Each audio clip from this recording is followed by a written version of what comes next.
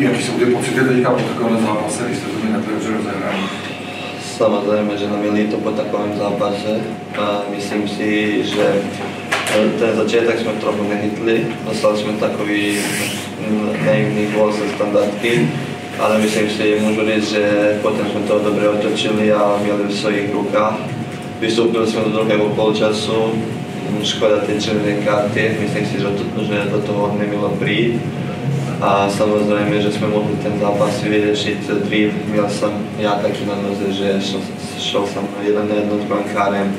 Potom vše ostatní kluci taky měli nějaký 1-1. Myslím si, že jsme měli dát ten čtvrtý gól a potom by zápas byl jako ukončen a myslím si, že by vyhrali.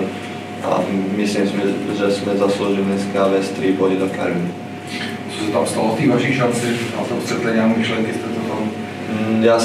Když jsem se podíval na brankára, viděl jsem, že bude vybíhat a myslel jsem, že už bude blízko mě, že to musím rychle jedním dotykem udělat a když jsem to udělal, podíval jsem se, on asi se šmíknul nebo zůstal uprostřed a jsem si to dal další a jsem měl to jinak vyřešit. A ty předcházející góly, ty dva, to byla pěkná. Samozřejmě, ten první, že si se to odrazilo do mě. A byl jsem druhý na tom míči než ten brankár a ten druhý, myslím si, můžu říct, že pěkný byl, možná nejlepší v kariéře. A jste někde v Číně, a jste podobně někde v Číně? Dal jsem ještě za repre, když jsem hrál u 17, proti Turecka jsem dal ještě lepší. Jo, to lepší, přesně. Na druhou stranu nemrzí vás to všechno v kabině, protože to jste ten zápas měli perfektně rozehraný a myslím si, že každého hráča, každého jako kluka, který fandí nám, myslím si, že nás má to mrzet, protože myslím si, že jsme si měli užít a udělat si pěkné Vánoce po tom zápase, po tom výkonu, který jsme dneska dali. Či myslíte, že to bylo, že to je ten mladý tým, že by třeba zkušenější tým to dotáhl? Když nepromíně ty šance, zkušený tým taky to nemůže dotáhnout.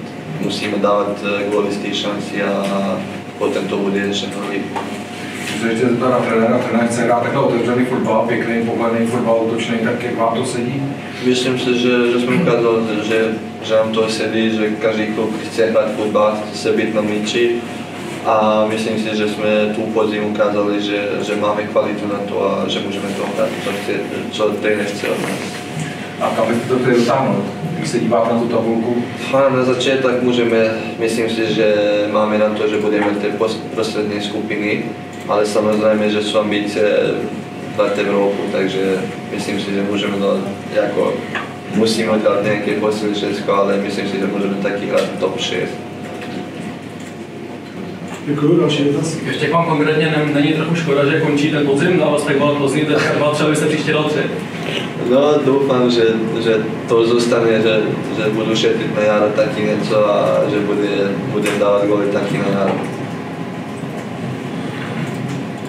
Ale samozřejmě teď si musím užít